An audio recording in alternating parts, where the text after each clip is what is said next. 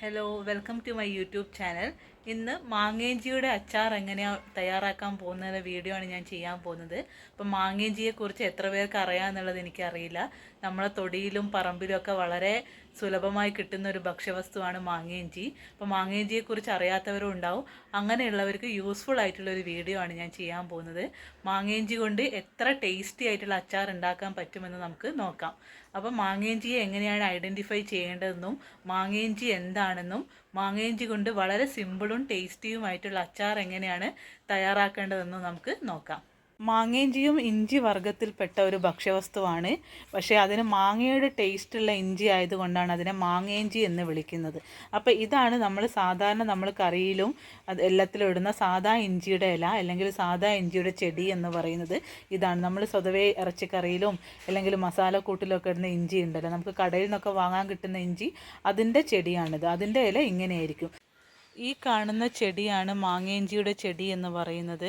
ഇപ്പോൾ സാദാ ഇഞ്ചിയുടെ ചെടിയിൽ നിന്നും മാങ്ങേഞ്ചിയുടെ ചെടി വ്യത്യസ്തമാണ്.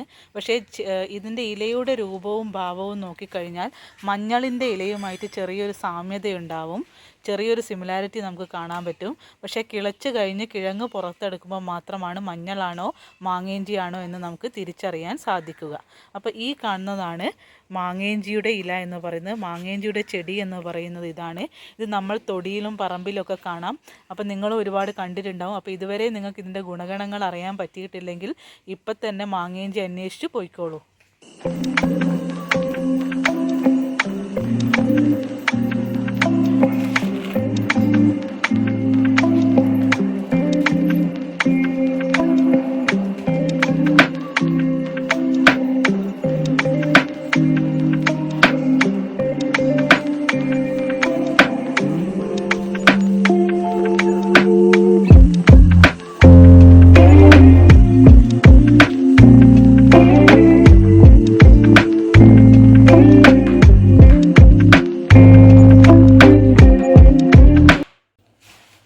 മാങ്ങേഞ്ചിയുടെ അച്ചാർ തയ്യാറാക്കാൻ വേണ്ട വസ്തുക്കൾ എന്തൊക്കെയാണെന്ന് നമുക്ക് നോക്കാം.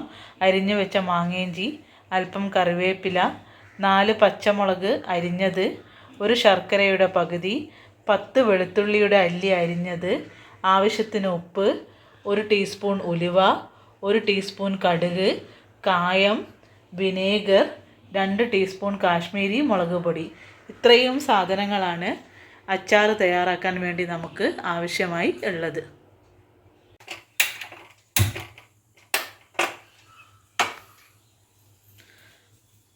മൺപാത്രത്തിൽ എണ്ണയില്ലാതെ കടുക് സെപ്പറേറ്റ് ആയിട്ടും ഉലുവ സെപ്പറേറ്റ് ആയിട്ടും വറുത്ത് എടുക്കേണ്ടതാണ്. ആദ്യം തന്നെ നാം ഉലുവ വറക്കുകയാണ്.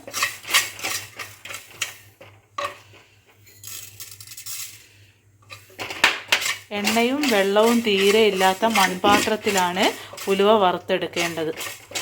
ഉലുവ വറുത്ത് നല്ല ബ്രൗൺ കളറാകുമ്പോൾ ഇറക്കി വെക്കാവുന്നതാണ്. ഉലുവ വറുത്ത് കഴിഞ്ഞാൽ കടുകാണ് വറുക്കേണ്ടത്. കടുക് വറുത്തുകൊണ്ടിരിക്കുമ്പോൾ കടുക് പൊട്ടിക്കഴിഞ്ഞാൽ കടുക് വറുത്ത് കഴിഞ്ഞു എന്ന് മനസ്സിലാക്കേണ്ടതാണ്. പൊടിച്ചു വെച്ച ഉലുവയും കടുകുമാണിത്. അച്ചാർ തയ്യാറാക്കാൻ വേണ്ട പാത്രം അടുപ്പത്ത് വെച്ച് കഴിഞ്ഞാൽ വെളിച്ചെണ്ണ ഒഴിക്കാവുന്നതാണ്.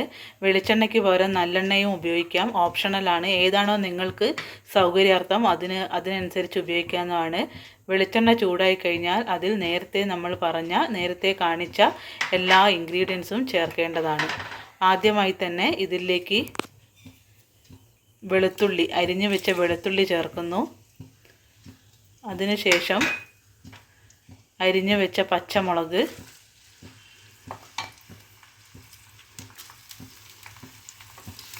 ഈ വെളുത്തുള്ളിയും പച്ചമുളകും നന്നായിട്ട് വഴറ്റിയെടുക്കേണ്ടതാണ്. വഴറ്റിയ പച്ചമുളകിലും വെളുത്തുള്ളിയിലുമൊക്കെ അല്പം കറിവേപ്പില ചേർക്കണം. കറിവേപ്പിലയും കൂടി ചേർത്ത് വഴറ്റിയെടുക്കുക. നല്ല ബ്രൗൺ കളർ ആകുന്നത് വരെ ഇളക്കിക്കൊണ്ടിരിക്കണം. അതിനുശേഷം കാശ്മീരി മുളക് പൊടി ചേർക്കുക. 2 ടീസ്പൂൺ കാശ്മീരി മുളകാണ് നമ്മളിത് ഉപയോഗിക്കാൻ വേണ്ടി എടുത്തിട്ടുള്ളത്. കാശ്മീരി മുളകും ചേർത്ത് ഇളക്കുക. അല്പസമയം ഇളക്കിയ ശേഷം അരിഞ്ഞു വെച്ച മാങ്ങേഞ്ചി ചേർക്കുക.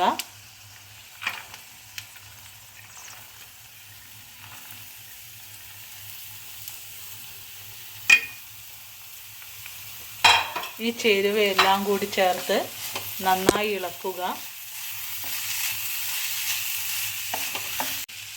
ഈ ചേരുവകളെല്ലാം ചേർത്ത് കഴിഞ്ഞാൽ തന്നെ ഇതിന് നല്ലൊരു സുഗന്ധം വരുന്നതാണ്, നല്ലൊരു സ്മെല്ല് വരും. ആ സ്മെല്ല് വന്നു കഴിഞ്ഞാൽ ഈ ചേരുവകളൊക്കെ നന്നായി ചേർന്ന് ഓരോന്നും അതിൻ്റേതായ രീതിയിൽ പിടിച്ചിട്ടുണ്ടെന്നാണ് അർത്ഥം. ഇനി ഇതിലേക്ക് നമ്മൾ പകുതി മുറിച്ച് വെച്ച ശർക്കരയാണ് ചേർക്കാൻ പോകുന്നത്. ശർക്കര ചൂട് കൊണ്ട് താനേ അലിഞ്ഞോളും. പ്രത്യേകിച്ച് വെള്ളം ചേർത്ത് അലിയിച്ചെടുക്കേണ്ട ആവശ്യമില്ല. ഇതിൻ്റെ ചൂടിലും ഇതിൻ്റെ ടേസ്റ്റിലും അത് താനേ അലിഞ്ഞുകൊള്ളും. ഇനി ആവശ്യത്തിന് കായപ്പൊടി ചേർക്കുക.